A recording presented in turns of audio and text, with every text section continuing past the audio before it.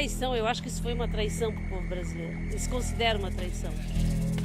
É uma maldição, é uma catástrofe para nós. Nós não éramos para ter realizado, recebido a Copa do Mundo. Eu venho um peso bastante grande de tristeza pelo fato de não poderem viver, precisarem não viver a Copa como algo unicamente de alegria. Muita coisa vai ser terminada quando a Copa já tiver começado. Primeiro arrumar a cozinha para depois ter esse evento tão grandioso. Eu tenho medo que essa Copa sirva para mostrar o Brasil numa situação negativa. A gente fica um ponto de interrogação. Será se isso vai correr tudo bem? Será se vai ser um orgulho para o Brasil?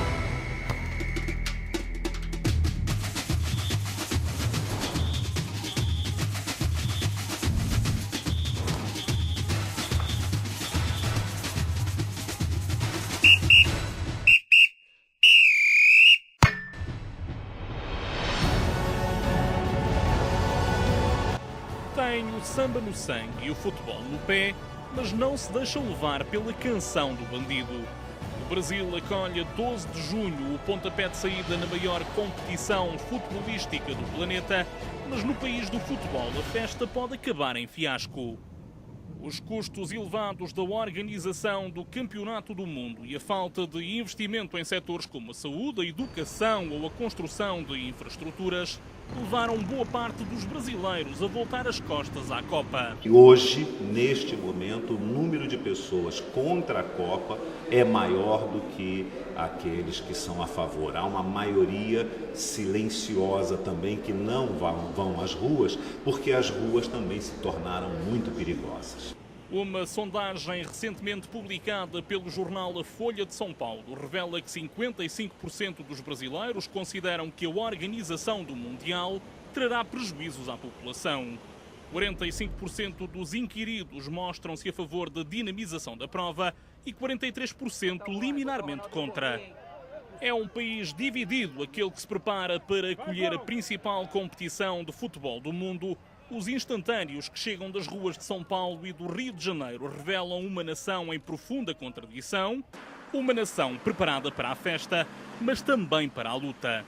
Tanques de guerra na rua, promessas e rezas, grupos de blocos para torcer pelo futebol, músicas novas, organização de protestos. Então apareceram palavras de várias naturezas que confluem mesmo, que meio que um pouco descrevem esse ambiente todo que as pessoas estão vivendo lá. As notas de descontentamento fazem-se sentir ainda com maior intensidade além fronteiras. Para a comunidade brasileira que reside em Macau, a organização do Campeonato do Mundo está longe de ser um fator de orgulho. Por que gastar tanto dinheiro em obras para uma Copa do Mundo, que dura um mês, e não gastar aquilo que é necessário para a população? Então, apesar da gente estar fora, eu não sinto orgulho nenhum. O Brasil é um povo que realmente é uma população que não fica calada, né? É uma população que realmente está vendo, né, os absurdos de dinheiros aí que está sendo estourado em infraestruturas para o Mundial, que realmente depois desse mês de junho aí e tal, aquilo ali vai ficar parado, aquilo ali vai acabar. E a gente olha por um lado que a gente está precisando hoje, a gente está precisando no Brasil melhorar na nossa educação, na saúde. Na base da indignação de boa parte dos brasileiros está o montante astronómico gasto pelo país na construção dos 12 estádios que acolhem, a partir de 12 de junho, o Campeonato do Mundo de Futebol. O Brasil já gastou nos recintos desportivos mais do que a África do Sul e a Alemanha juntas. Com as obras concluídas ou à beira de conclusão, o Brasil passa a ter 10 dos 20 estádios mais caros do planeta, e há quem coloque em causa o aproveitamento dos recintos após o fim da competição. Está havendo muitos protestos porque os hospitais estão caindo aos pedaços, faltam material, as pessoas estão deitadas no chão, nos corredores, nas salas de emergência, e o país gastando fortunas e fortunas e fortunas, construindo estádios, elefantes brancos que ficarão parados durante a semana e só aos domingos serão usados. Estádios construídos em estados que não têm grande futebol, como o Amazonas, em Manaus, tem um estádio que seria um elefante branco, eu acho. Então, no meu ponto de vista, eu acho que o Brasil ainda realmente seria muito complicado esse evento. Claro que se o Brasil for campeão, né, tamparia muito, mas se o Brasil não conseguir o título, isso vai ser bem complicado. A 20 dias do início da competição, os gastos com o Mundial de 2014 superam já largamente o dinheiro investido noutras edições do certame. Em dezembro último, o Executivo de Brasília estimava que os custos com a construção de infraestruturas ultrapassem os 92 mil milhões de patacas. Só em estádios, o Brasil investiu mais de 28 mil milhões, mais do que a Alemanha e a África do Sul gastaram nos recintos que acolheram as duas últimas edições do Mundial. As exigências da FIFA para a construção dos estádios levaram milhares de pessoas às ruas em junho do ano passado e a contestação social tomou conta das maiores cidades do Brasil desde então.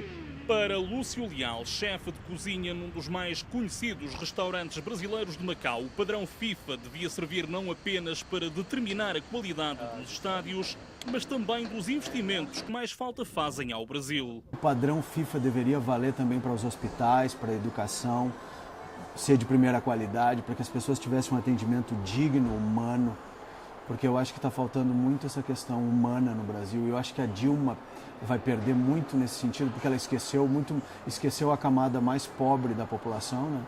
Com a aproximação do pontapé de saída no Campeonato do Mundo de Futebol, as ruas das maiores cidades brasileiras voltaram ao longo dos últimos dias a encher-se de manifestantes.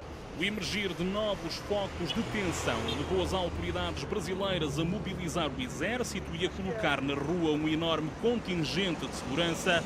O Mundial de 2014 teme Jane Martins, presidente da Casa do Brasil em Macau, poderá ser o mais policiado de sempre. Apesar de haver a greve da Polícia Civil, da polícia, os militares já estão na rua. Ontem em São Paulo, que vai ser o primeiro jogo, que vai ser agora dia 12, Brasil e Croácia, nos pontos estratégicos de turismo e onde as pessoas vão circular, eles já colocaram mais de 4 mil militares em prontidão, 24 horas. Mesmo com o reforço dos efetivos militares e policiais encarregues de zelar pela ordem e pela segurança na Copa, há quem tema o pior. Roberto Luís Dávila, presidente do Conselho Federal de Medicina, coloca em causa a capacidade de resposta do Brasil, no caso da Copa em vez de festa, confrontar o país com revolta e dissensão. Eu vejo dias negros durante a realização da Copa do Mundo. Todos nós estamos muito preocupados, até porque se houver uma catástrofe, os hospitais não estão preparados, nós não temos as condições adequadas para atender em caso de catástrofe. A 20 dias do arranque do Mundial, um outro fantasma assombra o Brasil e o certame. As autoridades brasileiras apostaram forte em estratégias de pacificação de cidades como São Paulo e o Rio de Janeiro, mas o intensificar dos protestos de rua poderá comprometer os esforços empreendidos. Para os brasileiros radicados em Macau, a criminalidade e a insegurança no Brasil são factores que quem visita o país não pode de todo ignorar. Quando se fala nessa questão de segurança, né, no Brasil é realmente caótico, né? Somente na cidade de São Paulo, no final de semana, sexta, sábado e normalmente domingo, existem um número mais ou menos aproximado de 35 execuções por dia, né? Eu costumo dizer que no Brasil você tem que saber como andar, saber onde ir, nos lugares certos, da maneira certa, saber como se portar em determinados lugares. E muitos estrangeiros, como não moram lá, não sabem e podem se prejudicar por causa disso. Então, assim, eu acho que isso não sei se seria o melhor país para sediar em relação a isso. O governo brasileiro garante que o Mundial vai gerar receitas superiores a 87 mil milhões de patacas, mas até ao momento o efeito Copa do Mundo apenas se faz sentir na carteira dos consumidores brasileiros. A aproximação ao encontro inaugural da competição fez disparar os preços de hotéis e passagens aéreas, mas não só. Há produtos, bens e serviços que encareceram mais de 400%. Os familiares e amigos que estão lá queixam-se muito disso. Eles veem realmente no dia a dia os preços aumentando em relação a tudo, não só apenas de hospitais e da educação, mas em relação a tudo, as simples compras diárias, né, de comida, de tudo. Apesar da indignação e do descontentamento, ainda assim, quem olhe para o mais mal amado dos campeonatos do mundo de futebol como uma oportunidade. Roberval Teixeira e Silva, docente na Universidade de Macau, diz que o caos em que o Mundial mergulhou o Brasil teve o condão de fazer os brasileiros refletir. Então as pessoas se sentiram obrigadas ou foram levadas a refletir mais sobre aquilo que elas vivem localmente, né, nos seus espaços no Brasil, em cada lugar, né, por conta desse desvio, por exemplo, de atenção para aspectos que para elas são mais fundamentais para o seu dia a dia. Então essa necessidade, essa reflexão que as pessoas passam a fazer em função da Copa não é algo que vai desaparecer. Da reflexão esperam Jane Martins e Lúcio Leal, deverão emergir novas soluções para o Brasil. Em outubro o país vai a votos e ambos acreditam que Dilma Rousseff e o Partido dos Trabalhadores serão penalizados pela forma como geriram o dossiê Copa do Mundo. É um momento em que as pessoas querem fazer o protesto, mas não penso que é o momento mais adequado. Eu acho que o momento adequado é quando vierem as eleições, né? De repente escolher melhor as pessoas que vão comandar e que vão coordenar o país, apesar de que não se enxerga ninguém. Grande oportunidade que eu vejo é isso, é o povo pensar, não é isso que nós queremos, então não é nesse que nós vamos votar. Espero que dê essa mudança, porque eu particularmente não votei nesse governo. Os protestos anti-Copa, os atrasos nas obras e o fantasma da violência poderão influenciar o desempenho eleitoral de Dilma Rousseff em outubro, mas poderão até nem ser o mais decisivo dos fatores. A chefe de Estado brasileira deverá ser quem mais torce por um triunfo da seleção canarinha na competição. Há um ano, o triunfo do Screte na Taça das Confederações ajudou a acalmar os ânimos nas ruas. Para os brasileiros radicados em Macau, a única forma do Brasil digerir um Mundial mal amado passaria por um triunfo de Neymar e companhia no encontro decisivo da competição. Aquela torcida brasileira, né, está acreditando muito no Brasil, estamos jogando em casa, então eu acho que depende muito desse ponto positivo, tá entendendo? Da seleção brasileira começar com 3 pontos, começar com objetivos de lutar por o título, de ser campeão. Eu acredito que só isso, por um lado, pode acalmar a população brasileira. Tomara a Deus que aconteça a vitória do Brasil nesse Mundial, né? Para o povo brasileiro, para que tampem, não tampem, porque tem que... E depois que aconteça, queremos saber quem vai pagar a conta, como é que vai ser a educação após Copa, como é que vai ser tudo depois após Copa, né? Isso que acho que é a mais preocupação do brasileiro. Uma ideia de o Brasil não ganhar para que não haja essa nuvem, né, escondendo os problemas todos que esses grupos apontam. Mas, por outro lado, né, há o coração brasileiro, que é isso que eu sempre falo, que com certeza está lá no fundo torcendo sempre, né, pelo Brasil, para que o Brasil ganhe e para que se tenha, né, essa alegria. Entre 12 de junho e 13 de julho, as 32 melhores seleções do mundo dão corpo e forma a um dos principais espetáculos desportivos do planeta.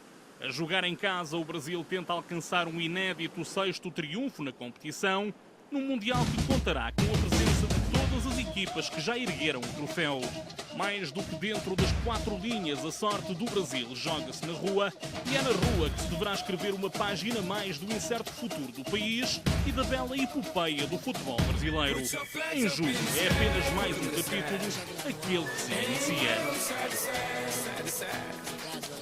Show the world where you're from, show where you're from. Show the world where you're one, love, life.